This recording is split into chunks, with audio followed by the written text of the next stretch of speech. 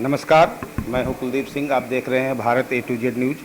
आज हमारे साथ प्रयागराज के जिला विद्यालय निरीक्षक PN सिंह जी हैं। जानने वाले हैं कि जो आगामी जुलाई में विद्यालय खुलने वाले हैं, क्या उनमें नई रणनीति के साथ बच्चों के पढ़ाई को लेकर व्यवस्था बनाई जा रही है। उसी सिलसिले में कुछ बात करते हैं। बाकी विद्यालयों में क्या स्थिति है पढ़ाई की, उस पर भी बात करेंगे। सर नमस्कार। नमस्कार। आपको बताना चाहूँगा, अभी तो फिलहाल हमारे राजकीय विद्यालयों में समर कैंप चल रहा है। हम लोग समर कैंप का भ्रमण करके देख रहे हैं। बच्चे अति उत्साहित हैं समर कैंप में आने के लिए, और अध्यापकों द्वारा विभिन्न तरह की गतिविधियां चलाई जा रही हैं। कहीं पेंटिंग हो रहा है, कहीं क्ले से कार्य हो रहा है, कहीं बच्चे खेल कूद कर रहे हैं।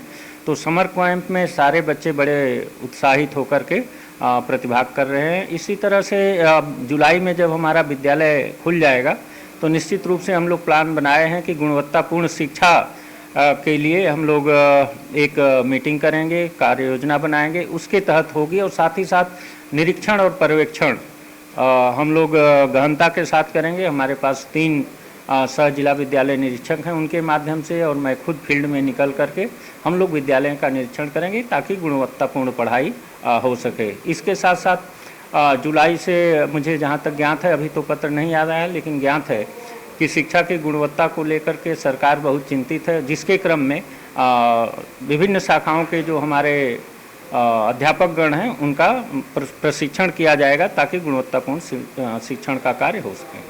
अभी जो देखने में आया है, आपके राजकीय विद्यालय जितने हैं उसको तो अब जो है डिजिटल बोर्ड के साथ अपडेट कर दिया गया है। यानी जितना भी प्राइवेट विद्यालयों में सुविधा हो सकती है उससे बेहतर सुविधा सरकार ने सरकारी विद्यालयों में दे दिया है।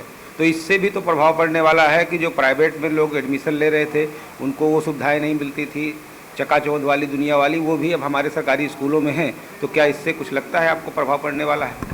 बिल्कुल। देखिए, विद्यालयों में जितना अधिक और अच्छा संसाधन होगा, हमारे अध्यापकों को पढ़ाने में सहूलियत होगी और बच्चों को सीखने में सहूलियत होगी। तो निश्चित रूप से जो हमारे वर्तमान सरकार द्वारा विद्यालयों में संसाधन उपलब्ध कराए जा रहे हैं, निश्चित रूप से उससे गुणवत्ता पर और सीखने की सहूलियत पर बहुत अच्छा प्रभाव पड़ेगा।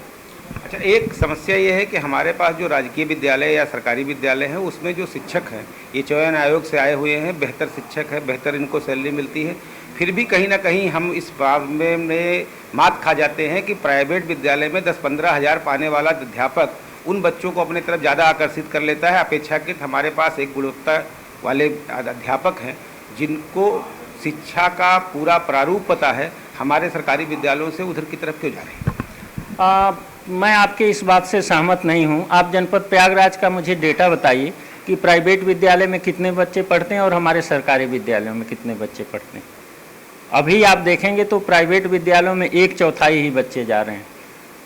अच्छे बच्चे और अच्छे शिक्षक हमारे विद्यालयों में हैं। इधर शिक्षा का स्तर, गुणवत्ता का स्तर बढ़ रहा है। तो निश्चित रूप से अब बच्चे हमारे तरफ, हमारे राजकीय और एडेड विद्यालयों की तरफ बच्चे आकर्षित हो रहे हैं, क्योंकि इधर 2-3 सालों में बहुत अच्छा पढ़ाई का स्तर हुआ है और सरकार ने संसाधन भी बहुत अच्छे उपलब्ध, प्रोजेक्ट अलंकार हो, चाहे अन्य प्रशिक्षण हो, चाहे लैब की बात हो, चाहे अटल टिंकरिंग लैब की बात हो, इससे हमारे विद्यालयों में संसाधन बढ़ रहे हैं और गुणवत्ता बढ़ रही है और बच्चे भी आकर्षित हो रहे हैं। एक समस्या और देखने में आई है कि जो राजकीय विद्यालय हैं इसमें ज़्यादातर जैसे लोक सेवा आयोग का एग्ज़ाम हो गया या नीट का एग्ज़ाम हो गया, इंडिया, यानी जितनी भी सरकारी विभाग के एग्ज़ाम्स हैं वो कंडक्ट होते रहते हैं। समय समय पर सरकार की प्रोग्राम चलते रहते हैं, जिसके कारण क्लासेज प्रॉपर नहीं चल पाती जिस हिसाब से चलनी चाहिए।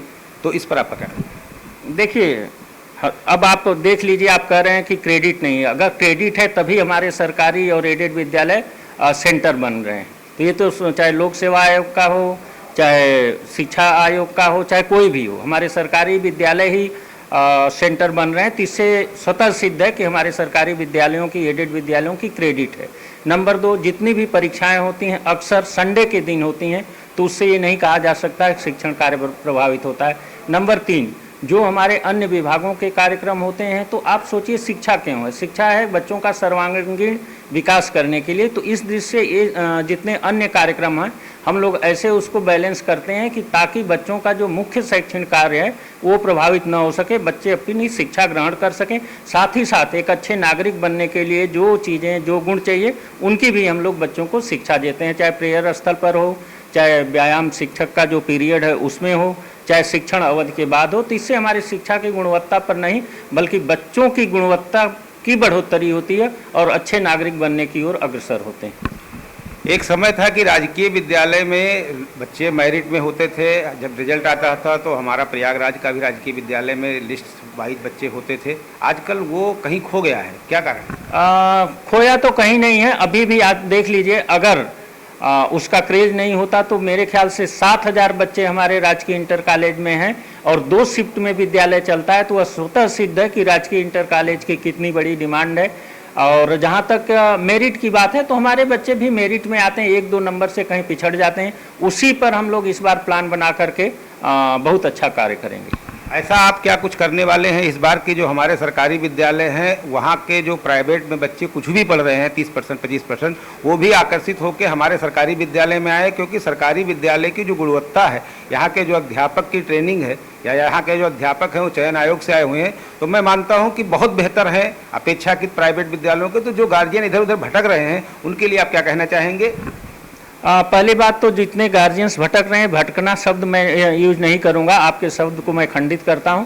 हर अभिभावक का यह अपनी चाहत होती है कि अपने बच्चों को अच्छी से अच्छी शिक्षा दें। तो निश्चित रूप से अगर 6,000-7,000 बच्चे हमारे यहाँ पढ़ रहे हैं तो बहुत अच्छी बात है। और जहाँ तक हम लोग इस बार जुलाई में ये प्रयास करेंगे कि विषय वाइज अध्यापकों की बैठक करके उनकी प्लान पूछेंगे कि आप अपने बच्चों को, अपने विषय के बच्चों को बेहतर शिक्षा देने के लिए क्या प्लान बनाए हैं, और उस प्लान पर हम लोग साल भर हैमरिंग करेंगे ताकि और अच्छी गुणवत्ता हो सके। एक प्राइवेट विद्यालय में जो प्रचलन चल रहा है, गार्जियन यानी टीचर्स पेरेंट मीटिंग का जो प्रचलन चल रहा है, वो हमारे सरकारी विद्यालयों में नहीं चल पाता, जिसके कारण हम उन गार्जियन तक नहीं पहुंच पाते, क्योंकि बच्चे बड़े भी हैं, वो गार्जियन को लेकर नहीं आते। बहुत सी चीज़ें हैं जो उन तक पहुंचती नहीं। तो क्या इस पर कुछ आपका विचार? बिल्कुल, हमारे विद्यालयों में SMDC का गठन है, लेकिन हमको 2 बातों का ध्यान रखना पड़ता है कि हमारे गार्जियंस भी अपने आर्थिक स्थिति के चलते अपनी आजीविका कमाने के लिए कुछ गार्जियंस बाहर रहते हैं, लेकिन तब भी हम लोग SMS के माध्यम से, व्हाट्सएप ग्रुप के माध्यम से, क्लास टीचर के माध्यम से उन गार्जियंस तक बच्चों की प्रोग्रेस के बारे में, बच्चों की पढ़ाई के बारे में प्रयास करते हैं। और हर मंथ हम लोग भी SMDC की बैठक करके उन अभिभावकों से जुड़ने का प्रयास करते हैं। साथ ही साथ हमने प्रधानाचार्य को यह कह दिया कि जब भी अभिभावक आना चाहे, आप एक कोई फिक्स डेट करिए, उसमें जितने लोग आते हैं। उसके अलावा आप जब भी अभिभावक आकर के आप मिलना चाहे आपसे, तो आप अनिवार्य रूप से उस अभिभावक से मिलेंगे और बच्चे के फीडबैक के बारे में उससे वार्ता करेंगे। क्या उम्मीद करें कि इस बार का जो एग्ज़ाम होने वाला है आने वाला समय में, उसमें हमारे बच्चे भी सरकारी विद्यालय के मेरिट में देखने के लिए मिलेंगे और उनके लिए हम कुछ विशेष करने वाले हैं? मैं 4 बार इस बात का उत्तर दे चुका हूं। हाँ, निश्चित रूप से विशेष करेंगे और हमारे बच्चे मेरिट में आएंगे। बहुत बहुत धन्यवाद आपका।